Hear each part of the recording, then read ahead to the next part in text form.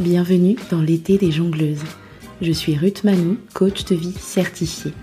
Si vous découvrez le podcast avec cet épisode, attrapez une boisson fraîche, votre serviette et rejoignez-nous au bord de la piscine. On s'y détend, on laisse notre esprit vagabonder et on se partage en toute intimité les pensées furtives qui s'invitent dans ces rêveries oisives. Attention quand même, je dois vous prévenir que l'écoute de ces pensées d'été risque fortement de piquer votre curiosité et de vous donner envie d'en savoir plus. Je vous souhaite un joli mois d'août et une excellente dégustation.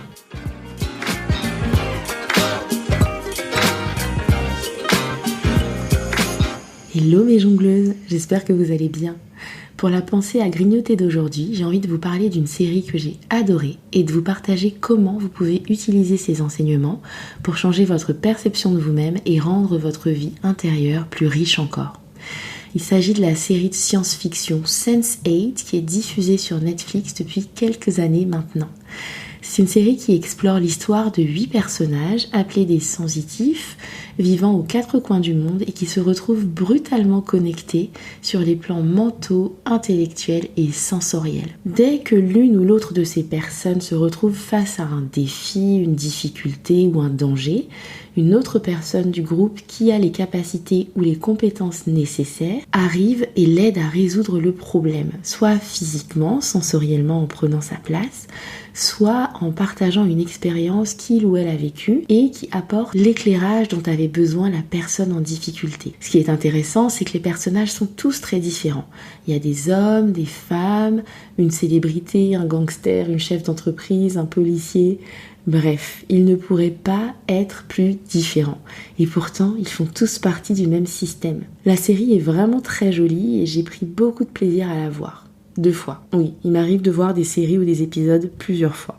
Mais ce que je voulais partager avec vous, c'est cette idée un peu perchée que la connexion que partagent ces personnages nous est accessible à nous tout le temps, si tant est qu'on prend le temps de s'observer et de se construire cette équipe de choc. C'est un exercice que j'utilise souvent avec mes clientes en coaching. Je les emmène souvent à se projeter dans une version future ou passée d'elles-mêmes et à imaginer les enseignements que cette autre elle-même pourrait avoir pour elle. Et c'est un exercice que vous pouvez vous approprier sur un mode ludique et intégrer à votre paysage mental. Et il est puissant pour 2 raisons. Déjà parce qu'il donne véritablement accès à des parties de soi plus créatives et plus orientées solutions. Et en plus, il permet de réduire le jugement sur certaines parties de soi et d'apprendre à les aimer aussi.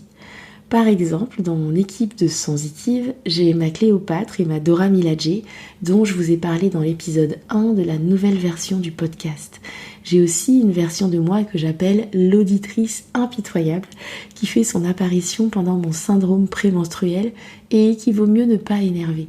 Mais typiquement, personnifier de cette façon l'énergie que je ressens pendant mon syndrome prémenstruel m'est d'une aide précieuse. Vous pouvez écouter l'épisode 24 avec Gaëlle Baldassari si le SPM est quelque chose de difficile à vivre pour vous aussi. Je remettrai les liens vers ces épisodes dans les notes de l'épisode. Et j'ai aussi ma sorcière botaniste quand je me prends de passion pour mes plantes ou pour les cycles de la lune par exemple.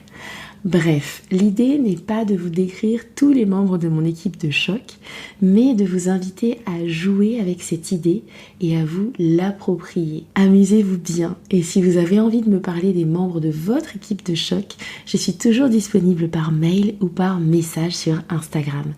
Je vous souhaite de belles rêveries ludiques sur ce thème. Je vous dis à très vite pour la prochaine pensée à grignoter et en attendant, prenez soin de vous.